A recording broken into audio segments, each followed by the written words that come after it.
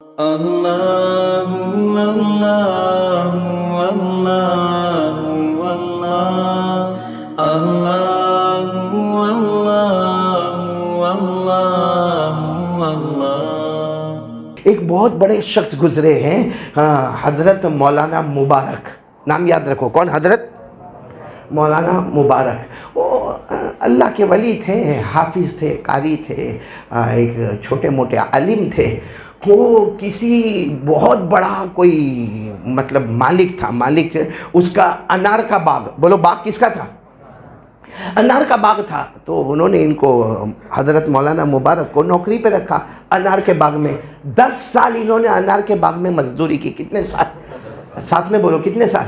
10 سال۔ جوان تھے، بالکل جوان، یعنی 20-22 سال کے جوان ہوں گے، میرے خیال سے 20 سال کی عمر میں آئے ہوں گے۔ 30 سال تک انار کے باغ میں مزدوری، مطلب مزدوری۔ ایک دن وہ مالک آیا، ایک دن کون آیا؟ وہ مالک آیا۔ مالک آ کر کہتا ہے، مبارک کتنے سال ہو گئے آپ کو؟ کہا 10 سال ہو گئے۔ کہا چلو یہ باغ میں سے ایسا انار لاؤ۔ انار سمجھتے ہو نا آپ لوگ؟ پوموگرینیٹ کیا بولتے؟ داڑم، داڑم۔ انار ایسا لاؤ اور اس کا جوس نکالو اور میٹھا ہونا چاہیے۔ تو یہ گئے، جا کے کچھ انار لیا اور اس کا جوس نکالا، لا کر دیا تو ایک دم کھٹا۔ مالک غصے ہو گیا، کھٹا جوس پلاتے ہو مالک کو؟ 10 سال ہمارے باغ میں مزدوری کی، آج پہلی مرتبہ میں باغ میں تم سے انار کا جوس مانگ رہا ہوں، کھٹا پلا رہے ہو، جاؤ اچھا والا لے کر آؤ۔ وہ گئے، پھر باغ گئے، کچھ انار توڑے، بڑے بڑے انار توڑے، لائے اور اس کا جوس نکالا۔ بولو پھر وہ کھٹا، جس کو کہتے ترش، ترش یعنی کھٹا، وہ کھٹا تھا۔ تو مالک نے کہا تم کو سمجھ میں آتا نہیں آتا؟ 10 سال ہو گئے یہ باغ میں تم نے مزدوری کی ہے کہ تم نے صرف کھلواڑ کیا ہے؟ تمہیں یہ نہیں معلوم کہ کون سا انار میٹھا اور کون سا انار کھٹا ہے؟ جاؤ واپس لے کر آؤ۔ اور وہ گئے، واپس کچھ انار لے کر آئے، اس کا جوس نکالا۔ بولو وہ بھی؟ اب تو قریب تھا کہ مالک شاید ہاتھ اٹھا دیتے۔ کہا تم کو سمجھ میں نہیں آتا، اتنے بڑے ہو گئے، 10 سال باغ میں مزدوری کی۔ اور حضرت مبارک رونے لگے، رو کر کہنے لگے، آپ نے باغ کی مزدوری دی ہے، آپ نے کبھی انار کھانے کا مجھے نہیں کہا تھا۔ آپ نے مجھے کہا تھا باغ میں مزدوری کرنا، اور جیسے مزدوری مجھے کرنا تھی، جیسے کھیتی باڑی کرنی تھی میں نے کیا، باغ کو جیسے سیراب کرنا تھا میں نے کیا۔ اللہ کی قسم 10 سال ہو گئے، ایک داڑم میں نے کبھی نکال کر کھایا نہیں، اور نہ کبھی اس کا جوس پیا میں نے، کیونکہ آپ کی طرف سے اس کی اجازت۔ بس وہ مالک کو اتنی خوشی ہوئی، کہا معاف کر دے، تو اتنا پیارا، اتنا پیارا، آج سے تو یہ باغ میں نہیں رہے گا، آج سے تو میرے محل میں رہے گا۔ باغ سے کہاں پہنچ گئے بولو؟ اب محل میں۔ اب 30 سال ان کی عمر ہو گئی، تقریباً 30-31 سال۔ اب وہ فکر میں، ایک دن وہ مالک بہت فکر میں بیٹھے، تو یہ حضرت مبارک گئے، حضرت مبارک گئے، کہا میرے آقا کیا ہوا، آپ فکر میں کیوں ہے، اتنے ٹینشن میں کیوں ہے؟ کہا میری بیٹی فاطمہ جوان ہو گئی۔ بیٹی کا نام کیا؟ فاطمہ۔ وہ جوان ہو گئی ہے، اور میں سوچتا ہوں کہ رشتے بہت آ رہے ہیں، بہت رشتے آ رہے ہیں، لیکن سمجھ میں نہیں آ رہا ہے کہ کہاں پر میری بیٹی کا نکاح کراؤں، کیونکہ میرے پاس مال دولت، زمین جائیداد، پراپرٹی، یہ علاقے کا سب سے بڑا امیر میں ہوں، تو میری بیٹی کس کو دوں؟ تو مبارک نے کہا میں آپ کو مشورہ دیتا ہوں، ایک مشورہ دیتا ہوں، اگر آپ کسی مالدار کو دیں گے، اپنی بیٹی کسی مالدار کو دیں گے، تو سمجھ لینا یہ عیسائیوں، یہ یہودیوں کا طریقہ ہوگا، کیونکہ یہودی ہمیشہ کس کو ڈھونڈتے ہیں؟ مال کو۔ بولو کس کو ڈھونڈتے ہیں؟ مال۔ اور کہا کہ اگر آپ کوئی خوبصورت جوان کو اپنی بیٹی دے دیں گے تو سمجھ لینا یہ عیسائیوں کا طریقہ ہوگا، کیونکہ عیسائی لوگوں کا طریقہ یہ ہے کہ یہ شادی کے ٹائم پہ خوبصورتی دیکھتے ہیں، اور یہودی لوگ مال دیکھتے ہیں۔ تو وہ آقا نے کہا تو پھر کیس کیوں دے؟ کہا کسی اچھے عالم کو دے دو، کسی اچھے مسلمان کو دے دو، کیونکہ وہ محمد کا طریقہ ہے، بولو صلی اللہ علیہ وسلم۔ مال کو دیکھ کر نکاح کروانا یہ یہودیوں کا طریقہ، خوبصورتی کو دیکھ کر نکاح کروانا عیسائیوں کا طریقہ، اور شریعت کو دیکھ کر نکاح کروانا یہ محمد صلی اللہ علیہ وسلم کا طریقہ۔ تو یہ گئے، اپنے گھر میں گئے، اور تھوڑی دیر کے بعد آئے، کہا میری بیوی بیٹی دونوں سے مشورہ ہو گیا، میری بیٹی کا نکاح تمہیں سے ہونے والا ہے، تم سے ہی ہونے والا۔ چنانچہ حضرت مبارک سے وہ بیٹی فاطمہ کا نکاح ہوا، اور اس سے جو لڑکے پیدا ہوئے، اللہ کی قسم، اللہ کی قسم، اتنے بڑے حدیث کے امام بنے ہیں کہ لوگ کہتے تھے کسی کو کوئی حدیث لینا ہو تو اس کے پاس چلے جاؤ۔ ان کے لڑکے کا نام ہے حضرت عبداللہ بن مبارک۔ بولو کیا نام ہے؟ حضرت عبداللہ بن مبارک۔ اور حضرت عبداللہ ابن مبارک جو بچہ پیدا ہوا، ایسی شان والا، ایسے مقام والا، ایسی منقبت والا کہ ایک مرتبہ ہارون رشید، بولو کون؟ ہارون رشید بغداد میں اور اس کی راجدھانی ہارون رشید کی راجدھانی بغداد میں اپنے محل میں بیٹھا ہے آرام سے. ہارون رشید کی تو بڑی حکومت تھی. ہارون رشید تو جب بارش گرتی تھی نا تو بارش کو کہتا تھا اے بارش تو مشرق میں گر جا یا مغرب میں گر جا, جہاں گرے گی وہاں ہارون رشید ہی کی حکومت ہوگی. اتنی بڑی حکومت تھی ہارون رشید رحمۃ اللہ علیہ کی. وہ اپنے محل میں بیٹھے بغداد میں اور آرام سے بیٹھے. اتنے میں دیکھا کہ باہر بہت شور, بہت ہنگامہ, اتنے لوگ نعرہ تکبیر اللہ اکبر اور معلوم نہیں کیا کیا آوازیں آ رہی. ہارون رشید نے اپنی باندی کو کہا ذرا جا کے دیکھ باہر ہوا کیا, میں یہاں بادشاہ بیٹھا ہوں محل میں اور میرے محل کے باہر اتنا شور. تو باندی تھوڑی دیر کے بعد آئی اور کہا بغداد کے بادشاہ آ رہے ہیں. بغداد کے بادشاہ کا کون بادشاہ؟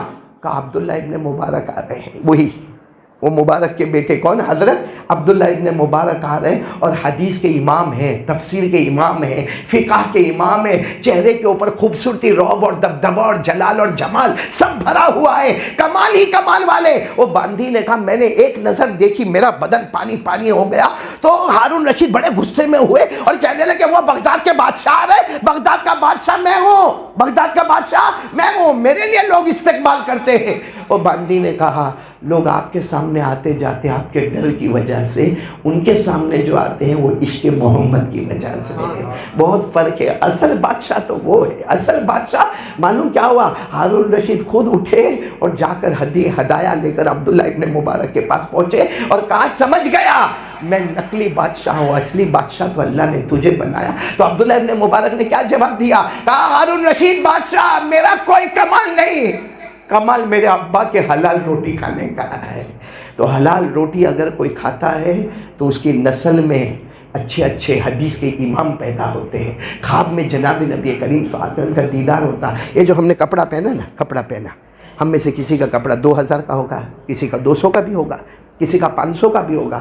ہمارے نبی صلی اللہ علیہ وسلم نے کیا فرمایا؟ اگر کسی نے سمجھو 1000 روپے کا کپڑا پہنا, پورا کپڑا اس کا 1000 روپے کا, اس میں 900 روپیہ حلال, بولو 900 روپے حلال, 100 روپیہ حرام. ہمارے نبی فرماتے ہیں اس ذات کی قسم جس کے قبضے میں محمد کی جان, اگر یہ نماز پڑھے گا, چونکہ 100 روپیہ حرام والا کپڑا پہنا ہے, اس کی ایک بھی نماز قبول نہیں ہوگی.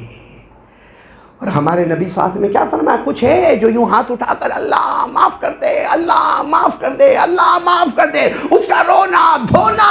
لیکن ہمارے نبی فرماتے ہیں ماکلہ حرام, ملبسہ حرام, مشربہ حرام, اس کا کھانا حرام, اس کا پینا حرام, اس کا لباس حرام. وہ کتنا بھی روئے, دعا پہلے آسمان تک بھی نہیں پہنچتی ہے.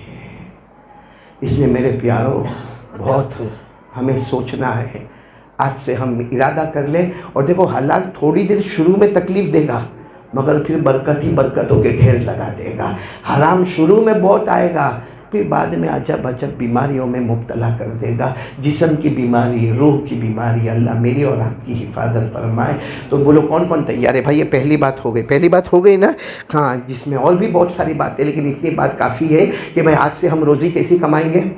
جھوٹ نہیں بولیں گے. بہت سے کاروباری بہت جھوٹ بولتے ہیں, بہت جھوٹ بولتے ہیں, اور جھوٹ بولتے بولتے قسم بھی کھا لیتے ہیں کہ اللہ کی قسم میرے کو 400 روپے کا تو گھر میں پڑا ہے, حالانکہ اس کو 200 روپے کا گھر میں پڑا ہے. کوئی جھوٹ بولتا ہے سامنے. دیکھو جو کسٹمر آتا ہے نا وہ آتا نہیں ہے, روزی کون بھیجتا ہے؟ کہاں آج یہ مت سمجھنا کہ میری دکان پر کسٹمر آتا ہے, آتا نہیں ہے. اللہ نے فرمایا میں نے تیری روزی طے کر کے رکھا ہے. اللہ نے فرمایا وَمَا مِن دَابَّةٍ فِي الْأَرْضِ إِلَّا عَلَى اللَّهِ رِزْقُهَا وَيَعْلَمُ مُسْتَقَرَّهَا وَمُسْتَوْدَعَهَا. اللہ فرماتے سب کی روزی کا فیصلہ میں نے کیا ہے, کیسے آئے گی کیسے جائے گی وہ بھی اللہ کی طرف سے فیصلہ ہے.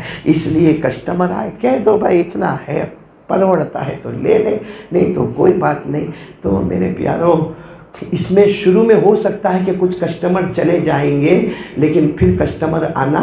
مجھے ایک میرے دوست یاد آتے ہیں بمبئی میں, جنہوں نے مجھے خود کہا تھا کہ میں نے ایسا کرنا شروع کیا تو ایسا ہوا کہ ہماری پوری مارکیٹ ہے اور پوری مارکیٹ میں کپڑے بیچے جاتے. اب جب میں نے ایسا کرنا شروع کیا دوسرے لوگ قسم کھا رہے تھے جھوٹی, تو ان کی دکانیں بھر رہی تھی, میری دکان خالی کی خالی. کہتے میں بہت روتا تھا اللہ کے سامنے کہ اللہ میں صحیح بولتا, میری دکان خالی.